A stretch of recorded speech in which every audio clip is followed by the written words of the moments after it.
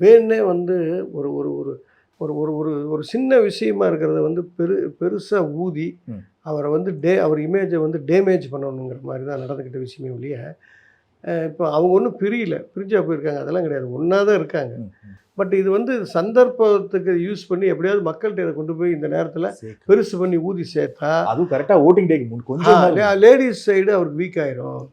அவங்களுக்கு ஓட்டு போட மாட்டாங்க. அப்படிங்கிற மாரி நெனச்சு அத ஒண்ணுமில்லாத பெருசு பண்ணாங்க. ம். ஆனா பாருங்க, நெறைய பேர் நான் டிவியில பார்க்குறப்ப ஒரு நடுத்தர வயசு உள்ள ஒரு அம்மா, அதை விட வயசானவங்க, யங்ஸ்டர்ஸ் எல்லாம் என்ன கேட்குறாங்கன்னா, "என்ன இப்ப அவரு என்ன அது மாரி ஏதாவது பண்ணிட்டாரா? உங்களுக்கு உறுதியா தெரியுமா? ஏன் இப்படிலாம் பொய் சொல்றீங்க? இது மாரிலாம் சொன்னா, நாங்க ஓட்டு போடாம விட்டுருவோமா? நீங்க என்ன சொன்னாலும் நாங்க அவருக்கு தான் ஓட்டு போடுவோம். அதில மாற்றமே இல்லைன்னு" சொன்னாரு பாருங்க.